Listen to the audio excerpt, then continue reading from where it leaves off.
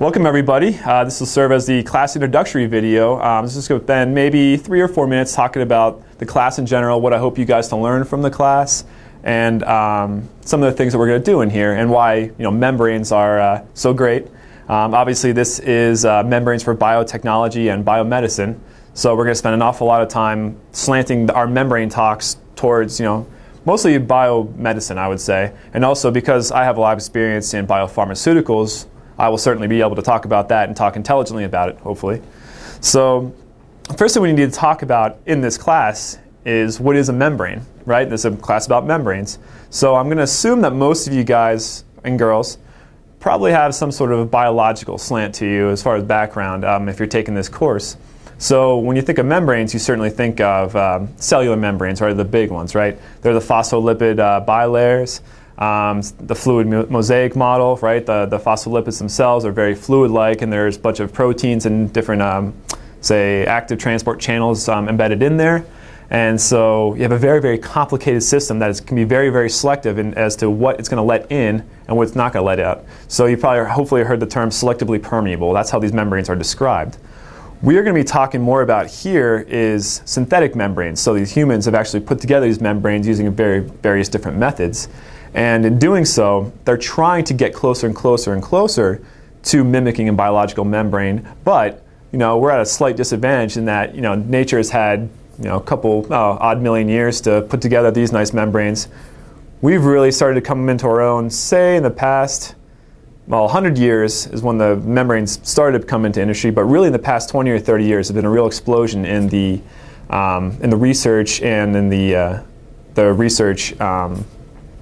The research advancements here. So we really have been able to take advantage of this, and we're still trying to figure out different applications for all these different membranes. That being said, we've also found an awful lot of applications, so we're going to talk about these in this course. So what's a synthetic membrane? Synthetic membranes, for the most part, we're going to talk about in the context of performing some sort of separation. So you have two bulk phases on either side. They can be liquid, they can be gas. They can be a solid that you either vaporize or liquefy, but that's not something we talk about too much, especially in the context of biomedicine or biotechnology. So you have these two bulk phases, and they're separated by a membrane. And this membrane keeps these two bulk phases separate and lets certain solute molecules transport across the membrane one way or the other. And this transport is driven by a variety of different, we're going to call them driving forces, okay? And this driving force can be, probably some of you are familiar with, our pressure, right? If you push on one side, you're going to squeeze out stuff on the other, kind of like squeezing an orange.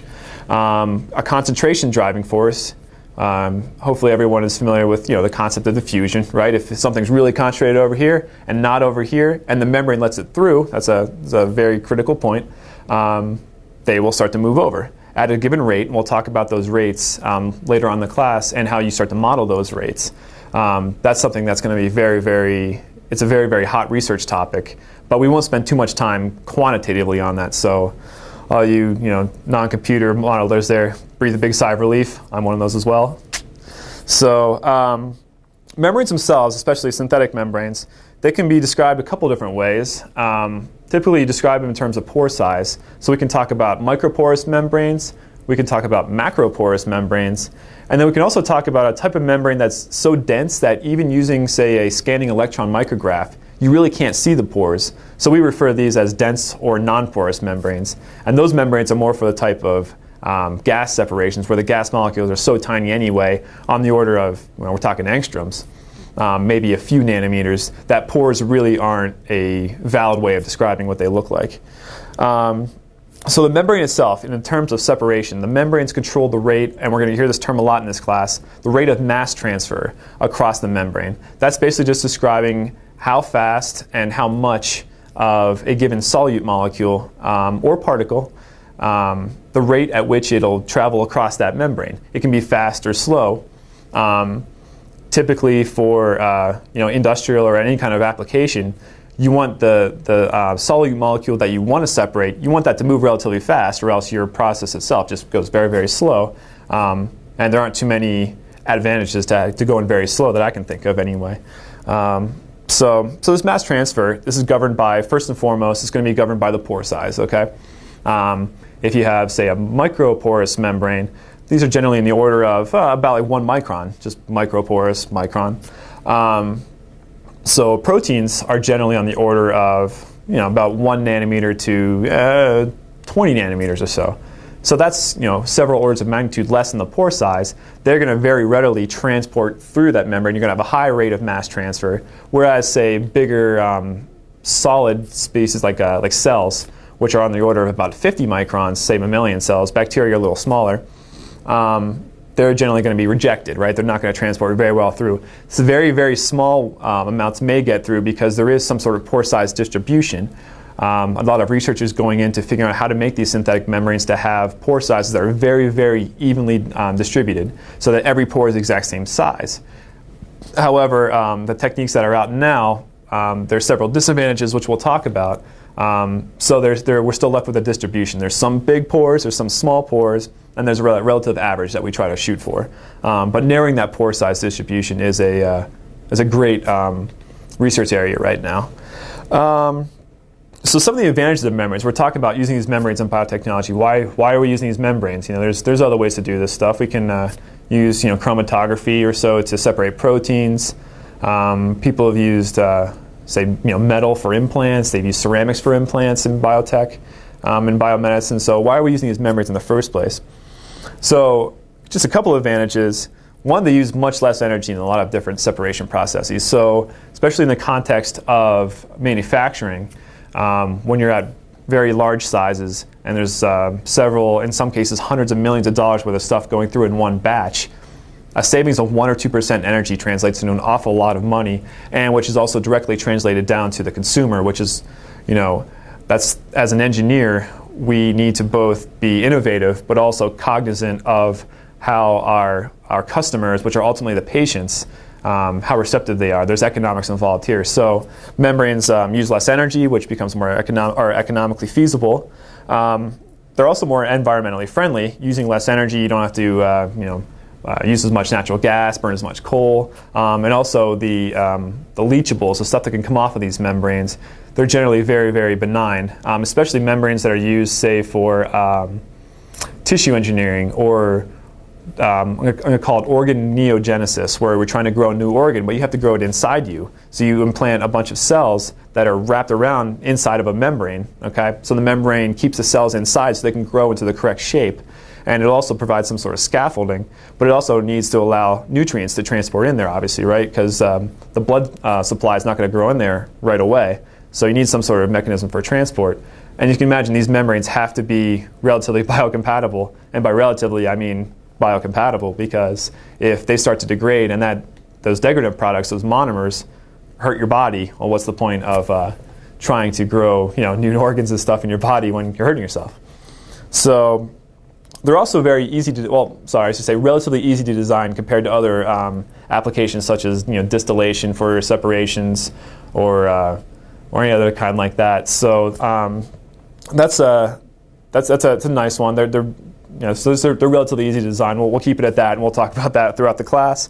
And also, membranes do serve a lot of unique applications, such as the tissue engineering I just talked about, and the fact that we can make so many different kinds of membranes based on whatever your imagination can come up with as far as polymers, and just tailoring it to have whatever specific characteristics that you want. So they can be very, very unique. We're not limited too much there.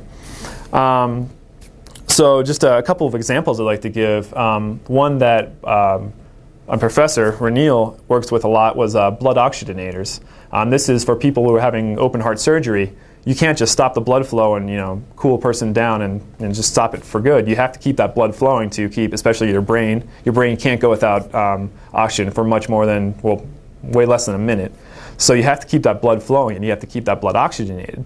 And that was a real tough thing to do until certain membranes came around, and what they did was they served to keep blood on one side. So you have a liquid phase on one side, and you have a gas phase on the other side. That's obviously air, but it's also going to be enriched in oxygen in order to facilitate that mass transfer of oxygen across over the blood cells, because you have to really oxygenate this blood.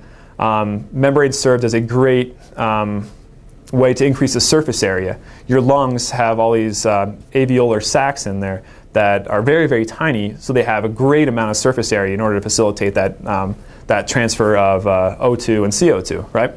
So what we're trying to do is mimic that as best we can by having these membranes keep the blood and the gas apart, because you can't have a gas bubble going into your bloodstream. That's also very, very detrimental. If you have a gas bubble, that can stop your heart as it goes through.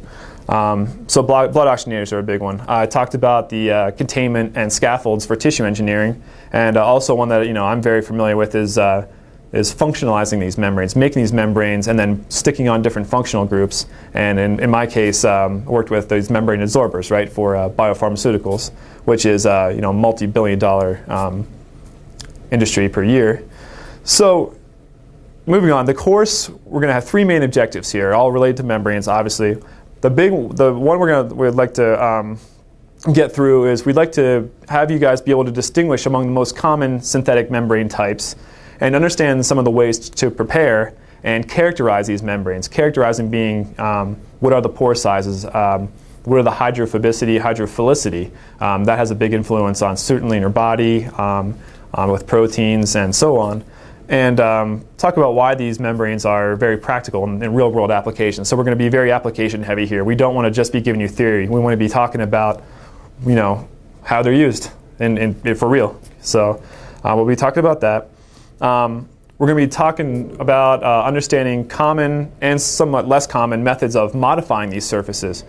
Sometimes the base membrane characteristics aren't exactly what we want, but they have most of what we want, so we can actually attach different, like I said, functional groups, or even grow certain polymer brushes, say, to modify these surface characteristics to make them more advantageous for whatever application we're looking for. An example of this would be protein fouling over certain membranes. Proteins tend to stick to membranes, so you can coat membranes with different hydrophilic polymers or something like that to try to combat that. And then the last one, obviously, we want to elaborate relatively in detail as to why membranes have gained and are continuing to gain popularity in the biotech and biomedical industries. That's what this class is about. So we're going to have that all throughout the whole entire course. It's going to be relatively chemistry heavy, just because making these membranes is a chemical process. But we're always going to be talking about why it's kind of why the chemistry affects the application. So there'll always be that one-to-one. We'll put that together for you guys.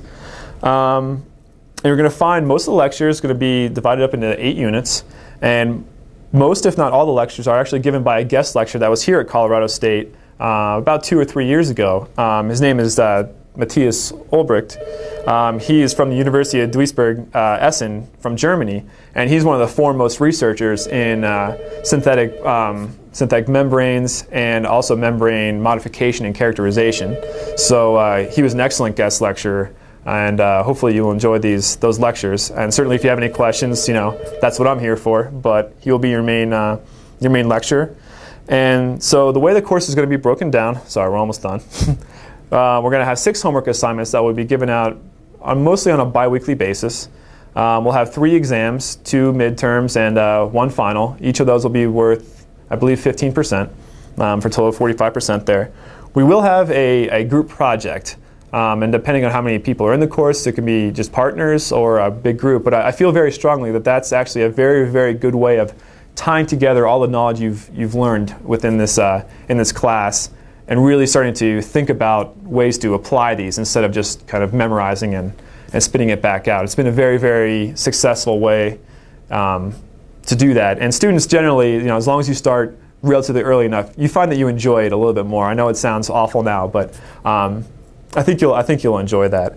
And then also the last thing, we have this discussion board that we'll be looking at every week. It's online. It's on the RAMCT, and we'll be posting questions. And you'll actually be part of your evaluation will be your number and the relevancy of your response to these questions. That's about it. I hope you enjoy this course and look forward to working with you guys.